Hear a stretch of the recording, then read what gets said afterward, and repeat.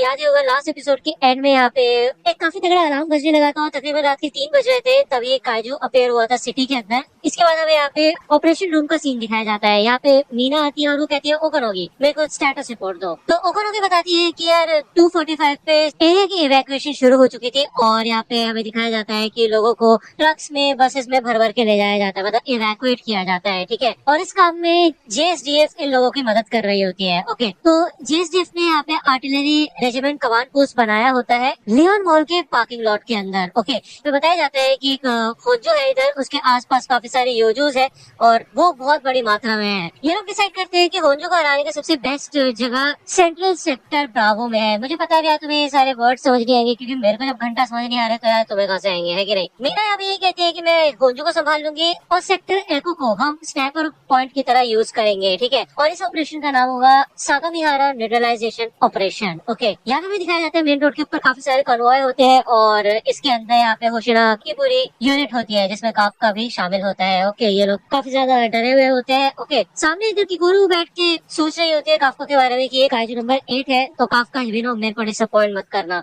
तभी यहाँ पे काफका को भी उल्टी से आने लग जाती है क्योंकि उसकी इतनी ज्यादा वाट लग रही थी, उसको इतना डर लग रहा था कि उसने बहुत ज्यादा खा लिया है, ठीक है। अब उसको उल्टी आ रही होती है इधर। यार कोई भी मोमेंट सीरियस नहीं रहने देता काफका इधर और हर मोमेंट को फनी बना देता है, जो कि काफी अच्छी बात है। हमें यहाँ पे लियोन मॉल का सीन दिखाया जाता है इवैक्यूएशन एरिया का और सुबह के 4 बज गए होते हैं ऑलमोस्ट। ओके, इधर काफी लोगों को इवैक्यूएट करके लाया गया होता है। वही दूसरी ओर हमें एंटी काइजू आर्टिलरी बैटलियन का सीन दिखाया जाता है जो कि वही अटैक करने के लिए एकदम तैयार होते हैं। हमें होशिना के प्लेटून का जब सीन दिखाया जाता है तो इधर होशिना के ग्रुप में आपको पता है काफका भी होता है और इस न्यूट्रलाइजेशन एरिया को देख के उसे थोड़ा नर्वस फील हो रहा होता है। वो देखता है कि यहाँ सामने जो होंजो खड़ा है वही इनका मिशन है। ये होंजो कंटिन्यूसली आगे बढ़ रहा होता है और हमें बताया जाता है कि जो कैप्टन आशिरो की यूनिट है वो होंजो से निपट लेगी, लेकिन दिक्कत ये है कि ये होंजो अपने आसपास काफी सारे योजोस को पैदा कर रहा है जो कि कंटिन्यूसली बढ़ते जा रहे हैं। तो इन लोगों को यहाँ पे कम से कम डैमेज रख के इस होंजो को खत्म करना होगा। और हमें होशिना बताते हैं कि जो सारे टॉप मेंबर्स होंगे, जो टॉप डिफेंस ऑफिसर है वो आगे रहेंगे और सबसे लास्ट में रखा जाएगा नए रिक्रूट्स को, क्योंकि ऑब्वियसली बात है यार ये अभी नए हैं और ये आगे चल के नहीं लड़ सकते। ओके, जिसके बाद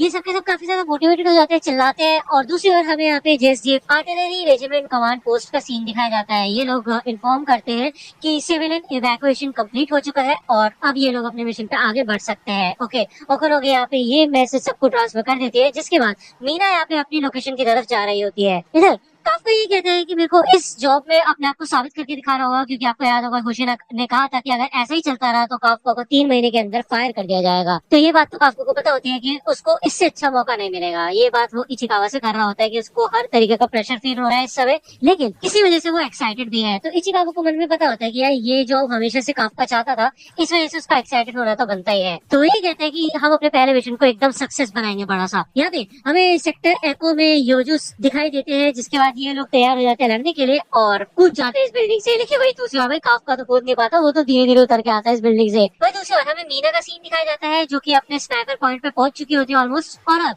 जो डिफेंस पोस्ट थे वो लोग अपना आर्टिलरी शूट करते हैं इस होंजो के ऊपर, लेकिन इससे इसके ऊपर कोई फर्क नहीं पड़ता। ये जेएसडीएफ के सारे हेलीकॉप्टर्स वगैरह होते हैं जो कि शूट करते हैं इसके ऊपर, लेकिन भाई घंटा इस होंजो को कोई फर्क नहीं पड़ रहा होता, ये अपना आगे बढ़ता रहता है। वही दूसरी ओर हमें फिर से काफका का सीन दिखाया जाता है। वो कहते हैं कि वैसे ये उस ट्रेनिंग एग्जाम जैसा नहीं है, इस समय मेरे को बहुत ज्यादा शांत महसूस हो रहा है। वो धीरे धीरे करके आगे बढ़ने लग जाता है और वो कहता है ये बात तो है कि मेरा सूट मेरी बहुत मदद कर रहा है। यहाँ पे उसके अंदर की जो कॉम्बैट पावर होती है ना वो धीरे धीरे करके बाहर निकलने लग जाती है। तभी भाई एक योजो आते हैं उसको ठोकर मार के उड़ा देता है। भाई वो तो जाके कूड़े में गिरता है सीधा, क्योंकि किकोरू कहती है यार तुम्हारी कॉम्बैट पावर सिर्फ 1% है तो पीछे रहो ना, आगे का भाग रहे हो तुम। तो ये जो वेटरन्स होते हैं आगे, मतलब जो इनसे थोड़े सीनियर होते हैं, ये लोग कहते हैं यार अब इन छोटे बच्चों की बेबी सिटिंग करनी पड़ेगी कि हमको किसी ऐसी जगह नहीं जा सकते तुम लोग जहाँ पे बस बैठ के तुम देख सको, हमारे रास्ते में ना हो, ठीक है। तो ये सुनकर किकोरू को अजीब सा लगता है, क्योंकि ऑब्वियसली बात है किकोरू तो कमाल की है कि नहीं। यहाँ पे वो अपना जलवा दिखाती है इन सारे वेटरन्स को, वो आसानी से इन सारे योजूस को निपटा देती है, जिसको निपटाने के लिए ये भाई इतनी मेहनत कर रहे थे तब से।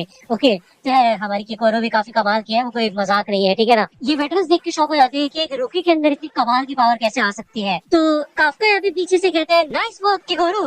तो किकोरू कहती है तुम्हें और मुझसे क्या उम्मीद थी। तभी यहाँ पे किकोरू का सिस्टम बताता है कि उसकी दिल की धड़कनें तेज होने लगी क्योंकि वो शर्मा रही होती है, ऑब्वियसली, है कि नहीं। दूसरी ओर हमें सेक्टर एफ का सीन दिखाया जाता है, यहाँ पे इहारो और इचिकावा वगैरह होते हैं। ये लोग भी यहाँ पे योजूस की वाट लगा रहे होते हैं, लेकिन यहाँ पे जब इहारो सोच रहे होते हैं कि वो काफी कमाल का है, भाई दूसरी ओर वो देखते हैं कि भाई इचिकावा ने एक काफी बड़े योजो को हराया होता है अकेले। वो बताते हैं कि उसने अपने बर्स्ट राउंड को फ्रीज राउंड में कन्वर्ट कर दिया और ये उसके स्टाइल को मैच कर पाता है, जिससे वो अपनी दुश्मन को धीमा कर सकता है और उनसे बेहतर तरीके से लड़ सकता है। तो ये देख के तो भाई इहारो थोड़ा सा शॉक हो जाता है, क्योंकि ऑब्वियसली वो यहाँ पे इचिकागो को अपना कॉम्पिटिशन मानता है। वो यहाँ पे भी दिखाया जाता है कि हारोइची कैसे अपने दिमाग का इस्तेमाल करके इन योजूस को रोकने की कोशिश करता है। वो एक खम्बा गिरा देते हैं इनके आगे, क्योंकि वो जब इनके ऊपर शूट कर रहा होता है तो इनको कोई गोली नहीं लगती है, बहुत ज्यादा फास्ट होते हैं। वही आओई भी यहाँ पे काफी कमाल के स्किल्स दिखा रहा होता है। तो यहाँ पे हमें नाकानोशिमा के ग्रुप का सीन दिखाया जाता है और इसके मेंबर्स भाई यहाँ पे काफी मोटिवेटेड हो जाते हैं इन रिक्रूट्स को देख के और इनका सेल्फ कॉन्फिडेंस लो होने लग जाता है।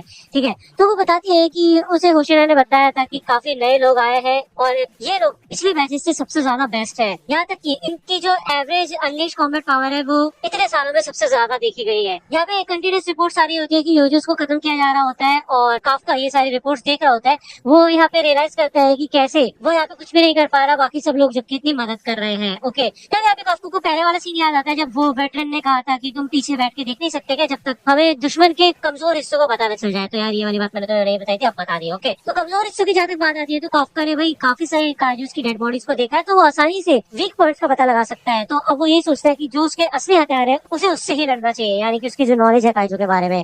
तो वो जाते हैं और इस योजो की बॉडी को काट पाट के देखते हैं और देखते हैं कि वो अपनी सूट की 1% पावर की वजह से भी आसानी से इसकी बॉडी को काट पाता है। काश ये लोग इस सूट को मास प्रोड्यूस करे, जिससे कि जो क्लीनिंग स्क्वाड है उनको भी ये सूट्स दिए जाए, इससे उनका काम आसान हो जाएगा, है कि नहीं। यहाँ पे वो समझ जाता है कि ये योजो एक फंगल टाइप है और आमतौर पे जहाँ पे इसका कोर होना चाहिए वहाँ पे उसका कोर नहीं है। तो वो यहाँ पे इसका कोर ढूंढना शुरू करता है और वाइस कैप्टन होशिना को इन्फॉर्म कर देता है कि उसको योजो का कोर मिल चुका है, जो कि उसकी गर्दन के नीचे है। अगर ऑफिसर्स योजो के ऊपर साइड से हमला करेंगे उनकी गर्दन पे तो आसान होगा इनको हराना, ठीक है ना। वही दूसरी और एक और बहुत इंपॉर्टेंट बात है जो कि ये है कि इन योजोस के ऊपर व्हाइट कलर के ऑर्गन से बने हुए हैं, जिसका मतलब ये है कि रिप्रोड्यूस कर सकते हैं, फिर चाहे मर ही क्यों न जाए ये तब तक पैदा होते रहेंगे जब तक हम इन व्हाइट बम्स को डिस्ट्रॉय नहीं कर देते, ठीक है। तो इस इन्फॉर्मेशन से होशिना काफी ज्यादा खुश होता है और वो कहता है कि तुमने काफी अच्छा काम किया काफका, लगता है कि जो तुमने रात भर पढ़ाई की थी वो काम में आई काफी ज्यादा। तो ओकोनोगी को ये इन्फॉर्मेशन बोला जाता है कि सारे ऑफिसर्स को बता दिया जाए। यहाँ पे होशिना शाबाशी देते हैं काफका को और काफका कहते हैं ठीक है फिर मैं बाकी जो योजो की लाशें हैं उनमें से ये रिप्रोडक्टिव ऑर्गन्स को खत्म करके आता हूँ। ओके, यहाँ पे काफका यही सोचते हैं कि फिर चाहे कुछ भी हो जाए वो मीना के साथ जाके जरूर खड़ा होगा, उसकी मदद करेगा। ओके, तभी यहाँ पे भी दिखाया जाता है काफी तगड़े धमाके हो रहे होते हैं इस होंजो के ऊपर और हमें बताया जाता है कि इस होंजो के लेग्स पे ये सारे डिफेंस फोर्सेस अटैक करेंगे। ओके, यहाँ पे मीना तैयार हो चुकी होती है, भाई उसके हाथ में इतना खतरनाक वेपन होता है, उसने टारगेट लॉक कर लिया होता है होंजो के ऊपर। और वही हमें दिखाया जाता है कि जो मीना की अनलीश कॉम्बैट पावर होती है वो 96% होती है एंड वो परमिशन मांगती है अटैक करने के लिए, ठीक है। वो याद करती है कि काफका ने बचपन में उससे कहा था कि देखते हैं सबसे कूलेस्ट डिफेंस ऑफिसर कौन बनेगा, और इस समय तो सच बताओ तो भाई मीना ही कूलेस्ट लग रही होती है। वो देखती है साइड में काफका खड़ा होकर देख रहा होता है और वो कहती है कि देखो काफका इस समय ऐसी हूँ मैं। तो बेसिकली वो कहना चाहती है कि वो इतनी कूल है इस समय, ठीक है ना। और बात तो सही है वैसे। वो यहाँ पे रेडी होती है इस अटैक के लिए और काइंड ऑफ भाई इस काइजू को बीच से फाड़ के रख देती है, लेकिन हमें दिखाया जाता है कि उसका कोर एक्सपोज हो चुका होता है लेकिन अभी डैमेज नहीं हुआ होता, जिसकी पावर को देख के सबके सब लोग शॉक हो जाते हैं। होशिना कहते हैं कि देखो काफका ये है वो इंसान जिसके साथ खड़े होने की तुम बात कर रहे हो, उसके साथ खड़ा होने के लिए तुम्हें समझ आना चाहिए कि तुम्हें कितनी ताकत की जरूरत है। यहाँ पे मीना फिर से परमिशन लेती है एक और अटैक करने की और वो इसके कोर पे अटैक करके इसका पूरा कोर उड़ा देती है।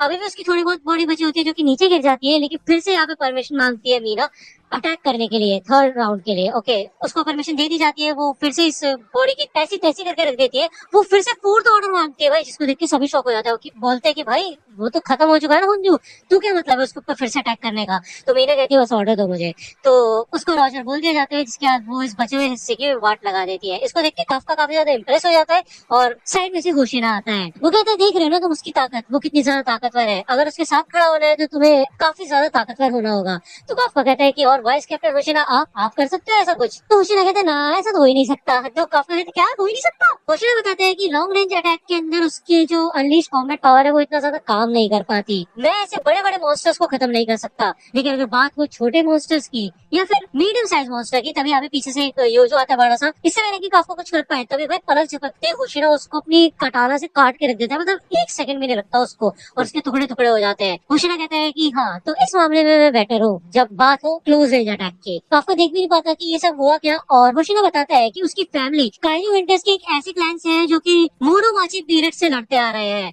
होशियार बताते हैं वाइस कैप्टन और कैप्टन किसी भी फोर्स के सबसे इम्पोर्टेंट और पावरफुल मेंबर्स होने चाहिए और हर एक को एक स्पेशल इक्विपमेंट मिलता है उनके फाइटिंग स्टाइल्स के हिसाब से। तो होंजो यहाँ पे फाइनली खत्म हो चुका होता है और होशियार कहता है कि देखो होंजो तो खत्म हो चुका है, लेकिन दिक्कत वो नहीं है, दिक्कत वो है कि वो इतने सारे अनलिमिटेड योजूस को क्रिएट कर रहा है लगातार, वो भी उसकी बॉडी के अंदर से। तो यहाँ पे भाई काफी बड़ा झुंड आ जाता है योजूस का, जो कि कंटिन्यूसली अंदर बढ़ रहे होते हैं। होशियार भले ही अपने वाले यूनिट को बोल देता है कि तुम लोग जा सकते हो और आराम से ब्रेकफास्ट कर सकते हो क्योंकि सुबह हो चुकी है, हम लोग ये सब संभाल लेंगे। वेटरन्स को ये बात सुनाई देती है तो वो कहते हैं, हे बच्चों देखो तुम्हारा काम हो चुका है, अब हम तुम्हें बताएंगे कि सिर्फ अनलीशिंग पावर से कुछ नहीं होता, ठीक है ना, चलो चलते हैं दोस्तों। तो ऑब्वियस बात है यहाँ पे यार ये लोग खड़े तो होते हैं लेकिन ये जाने के लिए तैयार नहीं होते घर पे, इनको पता होता है इनको लड़ना है, ठीक है, तो ये आगे बढ़ते हैं। भले ओको भी देखते हैं कि सारे के सारे जो नए रिक्रूट्स हैं वो थक चुके हैं, लेकिन होशियार ये कहता है कि ये एक काफी बड़ा न्यूट्रलाइजेशन था उनके फर्स्ट मिशन के हिसाब से, अगर वो इस लेवल को पार कर लेते हैं ना तो भाई वो अलग ही लेवल पर पहुंच जाएंगे। इसी समय ज्यादातर ऑफिसर्स अपना करियर खत्म कर लेते हैं ज्यादा से ज्यादा 20 से 30% की पावर को अनलीश करके, लेकिन सिर्फ कुछ ही होते हैं ऐसे जो कि आगे चल के कैप्टन बन सकते हैं। उनमें से एक मुझे ऐसे लगते हैं कि कोरो शिनोमिया हो सकती है और दूसरा हो सकता है रेनो इचिकावा। इहारो कहता है कि भाई मैंने 5 साल बिताए टेक्निकल कॉलेज ट्रेनिंग में हर दिन, लेकिन उसके बाद भी मैं इस बंदे की बराबरी क्यों नहीं कर पा रहा। तो भाई इचिकावा सच में काफी कमाल का होता है। ये लोग आगे बढ़ते हैं फ्रंट लाइन्स पे लड़ने के लिए, ठीक है। जब ये लोग यहाँ पे पहुंचते हैं तो देखते हैं कि इधर एक योजू होता है, उसके पास एक क्लीन स्क्वाड का बंदा बैठा होता है। तो ये लोग कहते हैं, तुमने अलार्म नहीं सुना क्या, यहाँ पे क्या कर रहे हो तुम, और अभी वैसे क्लीन अप क्रू की जरूरत नहीं है, जाओ यहाँ से। तो वो जो बंदा बैठा होता है वो कहता है यार ये भी सही नहीं है, जो रिप्रोडक्टिव ऑर्गन्स मैंने इनके अंदर लगाए थे वो पूरी तरह से तबाह हो चुके हैं। पता कैसे चला उनको इसके बारे में, लगता है ऐसा है कोई इस फोर्स के अंदर जो कि काइजू के बारे में हर एक चीज जानता है, जो कि और कोई नहीं बल्कि भाई काफ्का होता है। और ये बंदा वही है जो कि हमें दिखाया गया था, जो काइजू था अजीब सा, ठीक है। ये पूछता है कि क्या तुम लोग कुछ जानते हो, और इसके भाई शक्ल अजीब सी हो रखी होती है। तो अब पता नहीं आगे क्या होगा। ये एपिसोड यही पे खत्म होता है। अब मुझे नहीं पता आप में से कितने लोगों को पता चला है कि मेरा गला खराब है और मेरे को कोल्ड हो रखा है, ठीक है। इसलिए मैंने रात में ये वीडियो नहीं बनाई थी क्योंकि मेरी तबीयत रात में कुछ ज्यादा खराब हो रही थी, इसलिए मैं नहीं रिकॉर्ड कर सकता था। ओके तो चलो फिर यार अभी के लिए तो ये वीडियो आ चुकी है, इस पे सपोर्ट दिखाना अपना प्यारा सा। ओके आपको ये वीडियो पसंद आई हो तो लाइक करना, सब्सक्राइब कर लो, चैनल पे नए हो तो। मैं तो आपसे अगली वीडियो में, तब तक के लिए गुड बाय।